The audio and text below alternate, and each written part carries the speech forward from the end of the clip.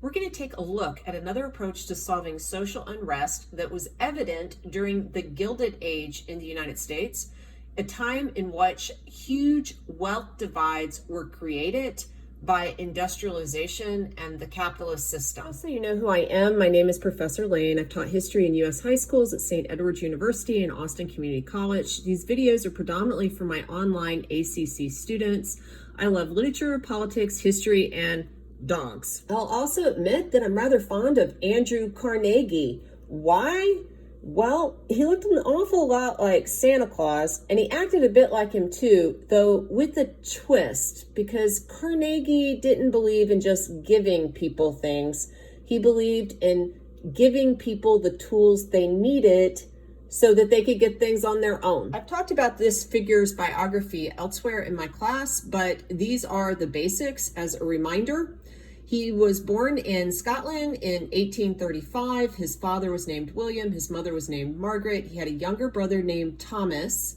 His family was hurt by industrialization. William had been a weaver, but his job was essentially automated out of existence.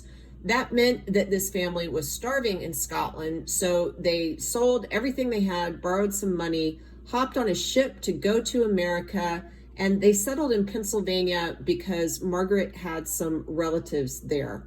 When they arrived, Andrew had to become a bobbin boy. He worked 12 hours a day, 6 days a week to help support everyone else. Things started to look up for little Andrew when he was made a messenger boy for the telegraph office. He was actually very good at this, and he had a meteoric rise to operator around the time his father died. Fortunately for him, he also got some help from a fellow named Colonel James Anderson, who's an iron magnate in the city. And how was this? Anderson opened up his library to people like Andrew.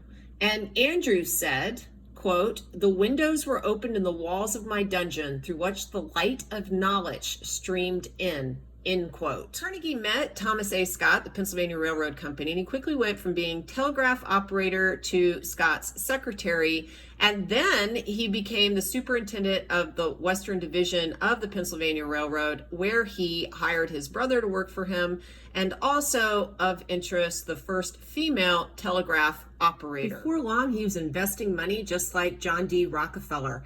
And if you recall, I told you before that Rockefeller had discovered early on as a teenager that it was easier to make money work for you than for you to work for money. Carnegie figured that out too. To fast forward a little bit, Carnegie eventually opens Carnegie Steel in Pittsburgh, which is, by the way, why the Pittsburgh Steelers are named what they're named. It's because Carnegie made this city very tied to this particular commodity. Carnegie takes advantage of every new technology, the Bessemer process, new machinery, anything and everything that can make his factories more productive. He will also not be very favorable to labor unions, even though he truly started at the bottom. And people have asked me why that is. And, I don't know. I haven't talked to Andrew Carnegie's ghost. But I can tell you that he felt that he had climbed up the ladder, so everyone else should be able to climb up the ladder on their own, through their individual merit. He was kind of like some people who quit smoking. Right? Maybe they were a pack-a-day habit. It was all very bad. Their fingers were stained with nicotine.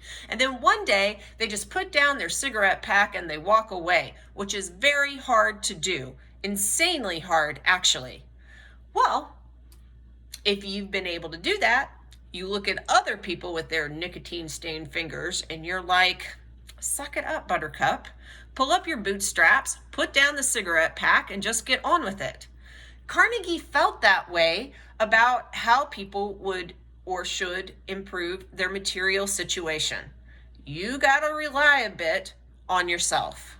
Andrew Carnegie gets very, very, very, very rich, but he has a horrible year in 1886. His brother Thomas died in October, his mother died in November, and he was extremely close to his mother. He got sick himself with typhus and almost died. So this is not the year, it's like 2020. Oh my gosh. He does have a happy ending, however. He married his longtime girlfriend, Louise Whitfield, with whom he will later have a daughter. He also started thinking a lot about what made life important and what problems the country was facing. Carnegie could look around the United States and understand that there were people who were very poor, people who worked for him in some of his factories, and there were people like him who were extremely rich and controlled most of the capital.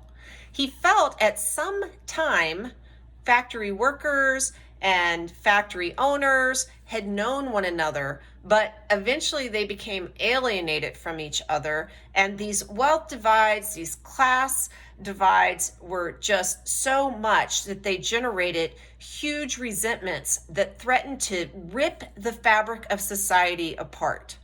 What was his solution? The gospel of wealth, which is the real topic of this discussion. The philosophy of the gospel of wealth was laid out in an essay called The Gospel of Wealth in 1889 in the North American Review. Carnegie said, "One who studies this subject of wealth disparity will soon be brought face to face with the conclusion that upon the sacredness of property, civilization itself depends. The right of the laborer to his $100 in the savings bank, and equally the legal right of the millionaire to his millions. Not evil, but good has come to the human race from the accumulation of wealth by those who have the ability and energy that produce it." If that doesn't sound like an attack on capitalism, it's because it's not. Carnegie is a great fan of Adam Smith. He believes that society in the US has encouraged the creation of wealth in a way that benefits everyone, that grows an economic pie, that creates better material circumstances for all the country. In this essay, he points to another civilization that people would have understood in the 1880s.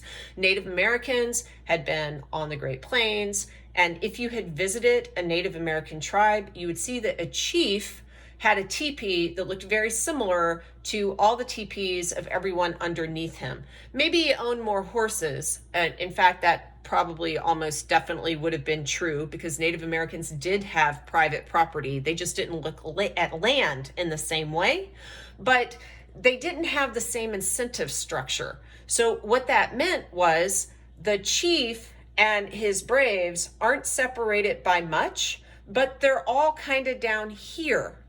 Now, you can say that their civilization was better, that's fine, but Carnegie's like, I kind of like railroads and houses and the ability to make food quicker and research medical goods and blah, blah, blah, blah, blah. So even though I live in a castle up here, and he did have a castle that he bought in Scotland, and my workers are down here, I actually am creating things that pull up their existence. So in a capitalist system, I have earned my property and these guys have earned their property, and we are all incentivized by the property to create and do more, to be producers. That does not mean that he doesn't notice the gap. In fact, he definitely notices the gap, and he wants to do something about that will stop the people who are down here from, hating the hell out of the people who are up here. Because that actually rips apart the country. It rips apart the society. It makes things not good for anyone. So what was Carnegie's solution? It's tied to philanthropy, but I want to first tell you how he saw producers acting. He thought that every American, or every person really, should have 3 stages in their life if they are truly competent. The first stage is to educate yourself. Get all the tools that you're going to need to have at your disposal to be successful. The second phase of your life should be all about work. You work. You build your empire. You make your money work for you. You get your factory. You make your business. You find your way. Go pull up your bootstraps. Go west, young man. You find the thing that you want to do, and you become the captain of your own industry. Now we're at phase 3 of life. And what is that all about? You have made your capital. Now you need to give it all away. What? You're up here. People are down here. This wealth gap is ripping people apart. You are smart. You're good with money. What you need to do is take that money and start lifting these people up by giving your money away. And by the way, don't wait for the government to confiscate your money. That's lazy. Carnegie thought that the government was stupid with cash, that they would just kind of not really think about how to deal with his hard-earned dollar, that they would have a lot of waste in their systems. He built up this money. He should give it away. Now remember, I told you he looked like Santa Claus with his little white beard. He was kind of a tiny guy too, but he wasn't exactly like Santa Claus. He did not believe in charity. When I say he wanted to give his money away, he wanted to give his money away in a very particular manner. Carnegie believed in hand up, not hand out philanthropy. What does that mean? He wanted to give people the ladders that they would need to climb up to meet him. He wanted to allow people to enter into the libraries and expand their minds, to get out of the dungeons of poverty and expand their minds and have control of their own destinies. So if he saw a drunk guy in the gutter, he might not walk by them exactly like Sumner, a social Darwinist, would. He also probably wouldn't do the same thing that Jane Addams might, someone from the social gospel movement. What he would do is perhaps give that drunk guy a business card that had on it the address to the rehab facility that Carnegie had built, so that if that guy wanted to help himself, he could find the help. He could find the tools. He could find the way out. Hand up, not hand out. It's really important to kind of understand this difference between charity and philanthropy through the eyes of Carnegie. So let's think again about that drunk guy in the gutter. Carnegie would scorn someone who just handed him a dollar bill. Why? Because you have no idea what that guy's going to do with that dollar. He's a completely unknown entity. He might use that dollar to go and feed the addiction that is destroying him. So Carnegie would say, that's not productive, that's not helpful, that's not good for him, it's not good for the society. All you've done is maybe made yourself feel good. Well, that's kind of selfish, actually. Another thing I've always personally thought was a really interesting view that comes out of the gospel of wealth is an idea that you should not pass your money down to future generations. Now, why was this? Carnegie, of course, is talking about these large sums of wealth. He's not talking about the family house, but he believed that you had to let your children find their own way. So if you have all of this money and advantage, you should absolutely hook your kid up to networks. You should absolutely pay for universities. You should absolutely give them whatever tools you can possibly give them when they're in their first stage of life.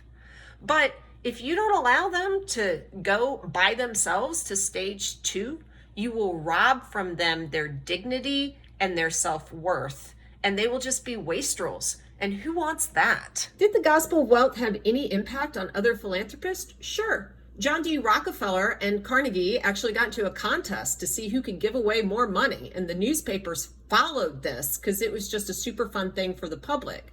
But if we move closer to our own time period, an easy comparison comes to mind. Love him or hate him, Bill Gates, I am certain, has a copy of the Gospel of Wealth somewhere on his desk. I hope that helps. Bye.